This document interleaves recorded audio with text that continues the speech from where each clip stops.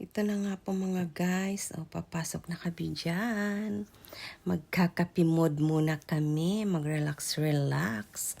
Para naman ma-refresh ang aming utak. Diba ang kaganda ng mga flowers dyan mga guys. Sobra. Ayan na nga po, pumasok na kami. In fairness Starbucks with mga flower dyan. Oh. Ang laki ng aquarium nila dyan guys. Sobra. Na-amaze talaga kami dyan. Tapos ang lalaki pa ng mga isda. Oh. Relaxing ka dyan, oh. Ang laki ng place niya. Sobra, guys.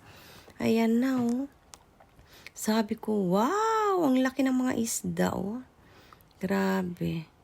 Sipin mo, ang linis-linis ng aquarium nila, oh. Yan, oh. Grabe. Ang laki. Kasing laki ng tilapia, guys. Yung isda na yan, oh. Iba-ibang klaseng isda. Sobra. Pagpasok mo talaga dyan, wow, mapapawaw ka talaga sa ganda.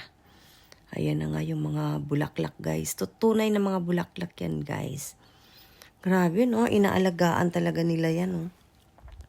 Sobra guys. 800 yen naman din kasi ang entrance dyan. Kaya maganda rin talaga ang view. Sulit na sulit yung 800 yen na entrance mo. Napawaw pa ako dahil may tubig dyan na lumalabas-labas.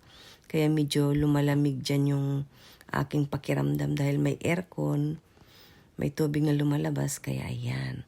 Yan yung aming titingnan guys. Aninipot pala yan sa amin eh. Iwan ko dyan, parang kuti-kutitap, kumukuti-kutitap ba yan? Aninipot yan sa amin. Tumingin ako dito sa Japan nang may bayad. Pero sa amin, libre yan guys.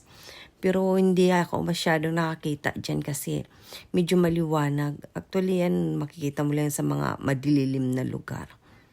Kaya ayan guys, oh, mga tunay na bulaklak guys. Grabe, maa-amaze ka talaga dyan. Yung bulaklak na yung orchids. Yan lang pala yung plastic guys. Inaamoy ko, akala ko tunay yung pala plastic. Pero ang ganda ng design guys. Heart siya. O diba? Kaya ayan, lalabas din kami uli dyan ng asawa ko eh. Kasi maganda rin ang view sa labas dyan. Kaya ayan. Una sabi pa ng asawa ko, bawal daw lumabas. Pero nung nakita niya na may mga tao, siya pwede pala. Kaya yan, lumabas pala ako dyan guys. Nanghiram ako ng payong. Kaya yan yung payong nila oh. Pwede daw hiramin. Kaya yan, nagpakuha ako ng picture sa aking hubby. Ang ganda ng payong na yan guys. In fairness ha. Tunay na payong yan, hindi yan yung paper. Pero ang ganda ng design guys, grabe. Video?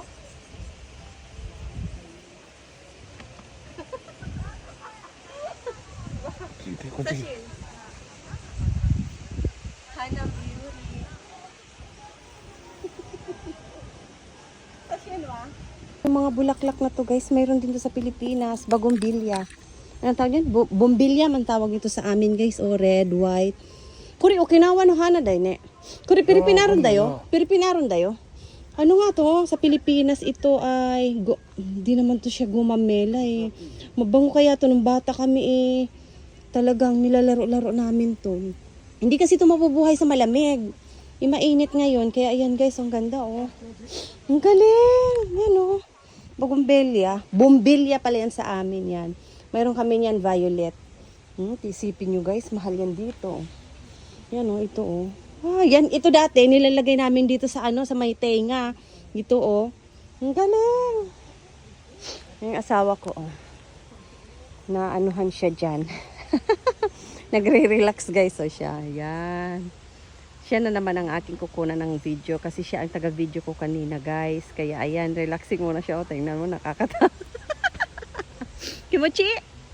Oh, masarap daw guys ang feeling. Ah, ine! Relaxing dane. Nimoy nanda. Ay, nako. Ako bister.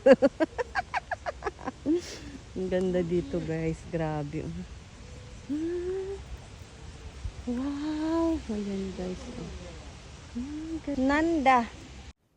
Ayan na nga po pala guys. So, grabe ang gandara. Habang kumakain kami, umiinom ng kape, nasa harapan kami ng aquarium. Ang ganda talaga pagmasdan nila guys. Nakaka-relax talaga ng utak yung tumitingin ka sa kanila. Ang ganda kasi talaga ng view dyan eh.